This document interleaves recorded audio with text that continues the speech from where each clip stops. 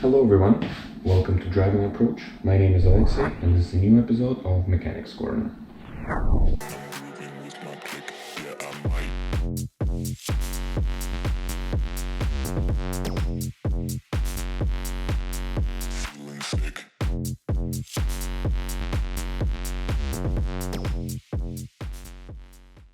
Welcome to the second video of Mechanics Corner. And today we're going to be talking about strokes. This is pretty much the foundation of all combustion engines, because this is how the engine works.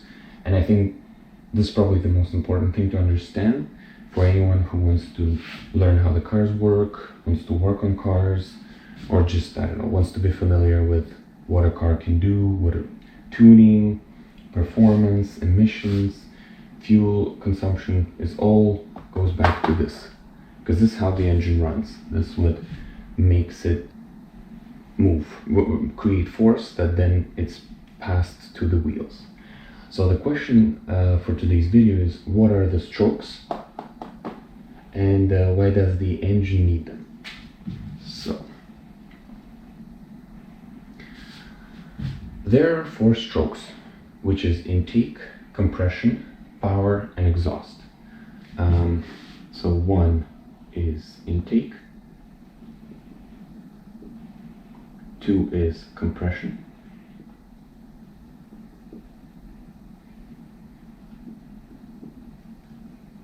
3 is power,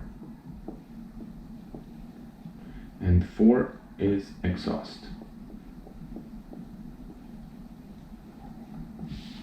So these strokes happen in order to move the piston down. The main stroke that provides the power is the power stroke. We'll keep it black, but we'll put a star, because this is the one, the power stroke is the one that provides the power. So this is the only stroke that provides the movement of the piston. The rest of the strokes happen because of the inertia, because the residual of the force from going down, like after something goes down, unless it stops and there's no more energy left, well, then it's going to stay there. But if it doesn't, then it needs to go somewhere, and the way the engine is designed is that once the piston goes down, it goes back up. So there's always a down and up movement.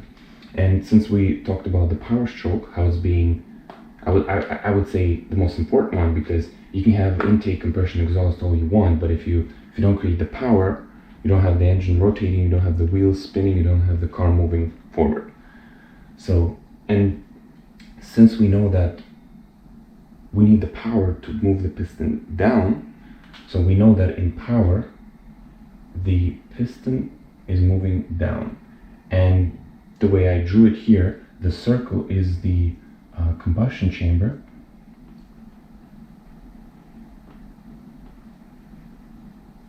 and the line underneath it is the piston.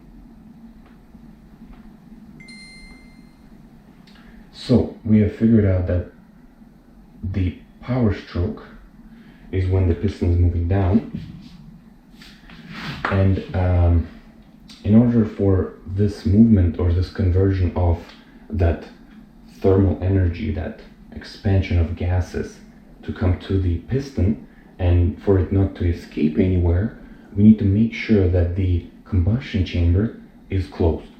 So in the power stroke, we have the piston moving down and we have the combustion chamber sealed. So both valves, those holes are represented as valves. That's how stuff enters and exits the combustion chamber. And here, well, I'm going to represent it like this. It's all closed in the power stroke. So from power stroke, we can either go in explaining the exhaust, which we'll probably do. So once we have created the power and moved the piston down, just like I said, because the engine is continuously running, we don't have the pistons stopping at the bottom after the power stroke. They go up. So obviously the movement of the piston in the exhaust stroke would be up, because first we'll use red for exhaust, because obviously piston moved down already, so there's nowhere farther down to go. That's one. And two, after we have exploded those gases, they need to escape somewhere, and that's why it's called the exhaust stroke, because we have exhaust gases escaping.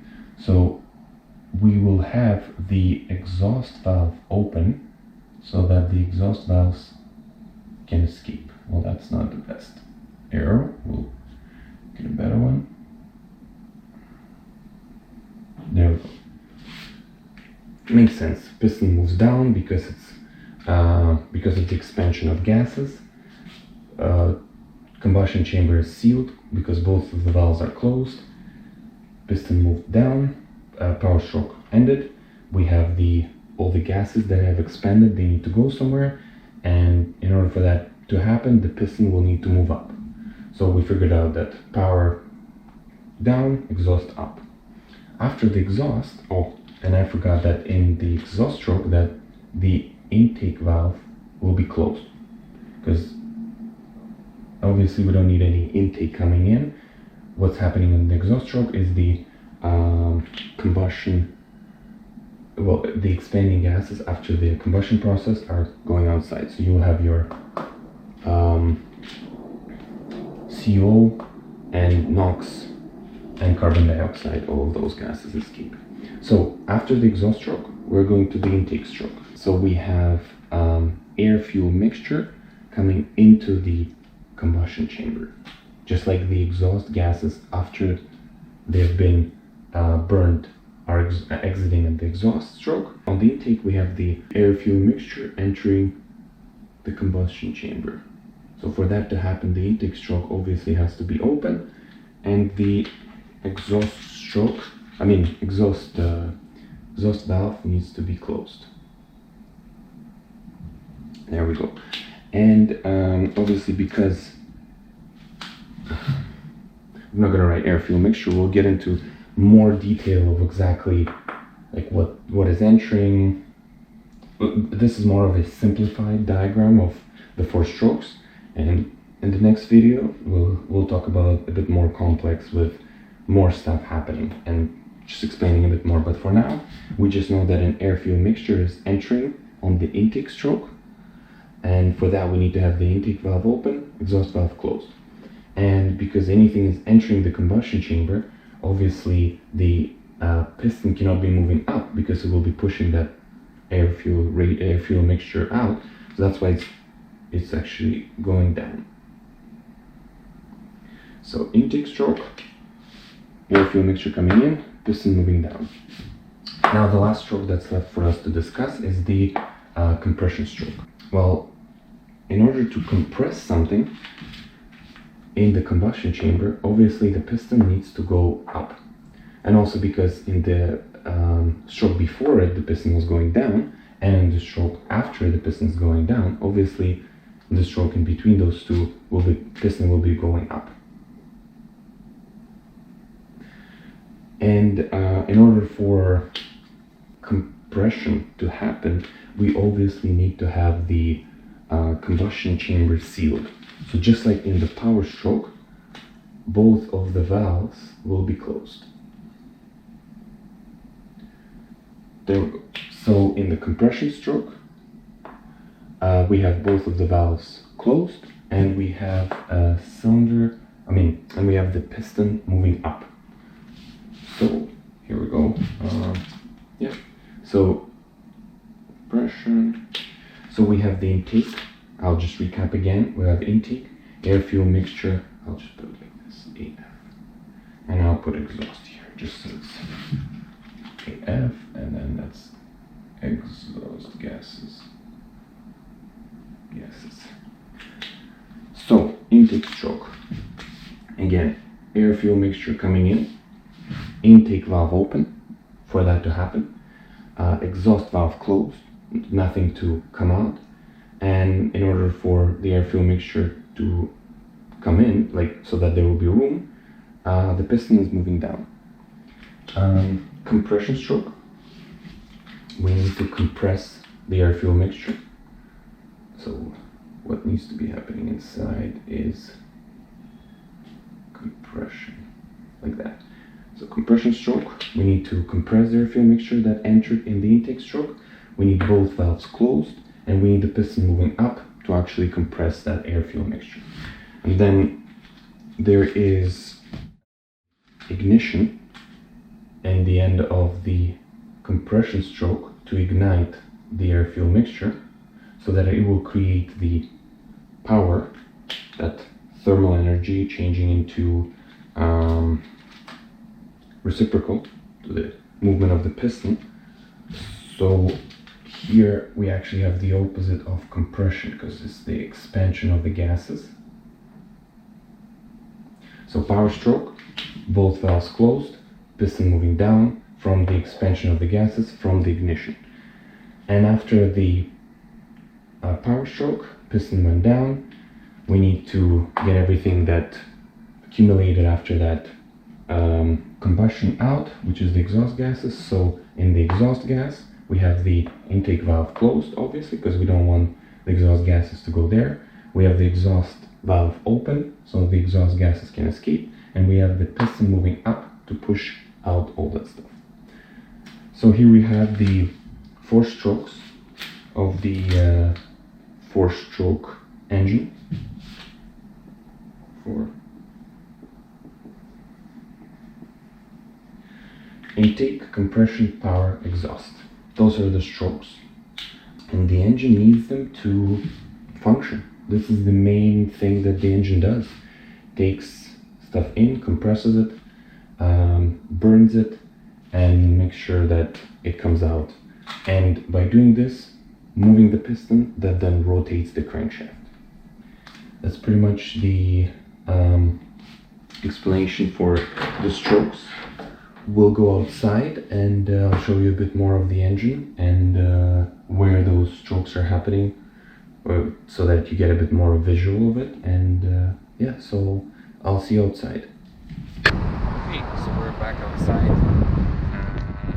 continuing our second video on the engine. And in this video we talked about the strokes, and yeah, here we have a car, we have an engine, and I'm just going to show where those strokes happen, and as much as we can, just to get some visual to have a better understanding about what we talked indoors. So I'm going to go pop up the trunk. Actually, I'm going to open the hood. The trunk is in the back. So I'm just going to open up the hood and we'll continue from there.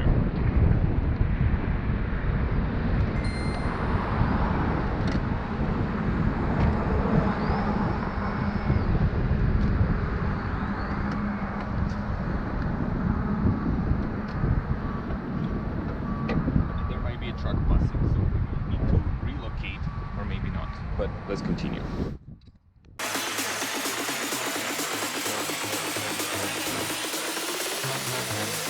DJ, turn this one up.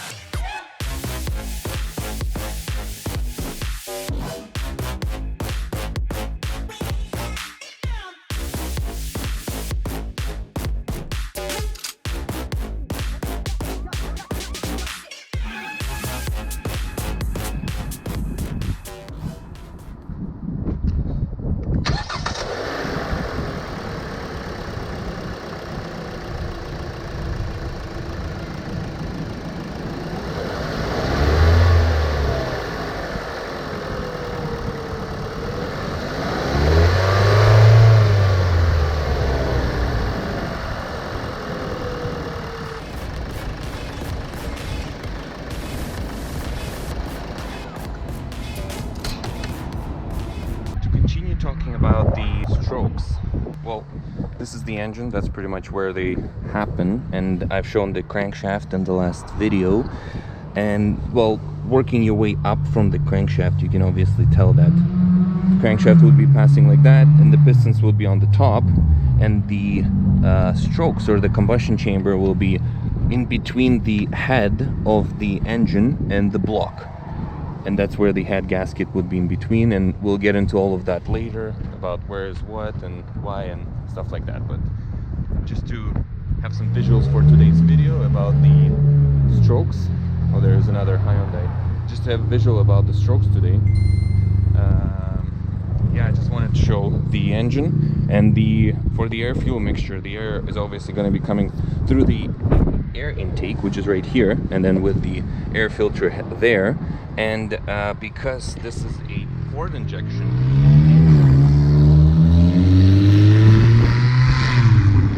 just had to show off, you know, it's a Hyundai Bond that we just made right here. Eh?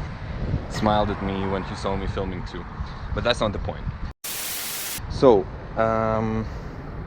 yeah, because this is a port injection engine, the diagram that we had in the whiteboard is actually showing correct that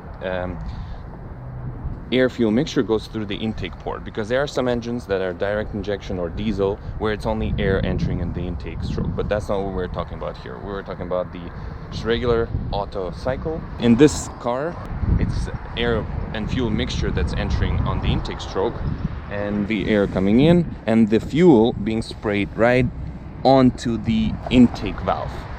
But it's just, this video will become too detailed if we're going to go into all of that, but it's good for now. And well, obviously I can show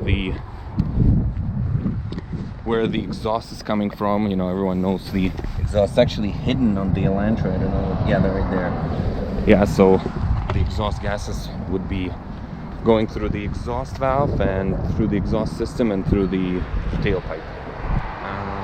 Yeah, that's about it for this video. I hope you enjoyed the explanation, all the information you got. Hopefully you understand all the 4 strokes. And thank you very much for watching. See you in the next video.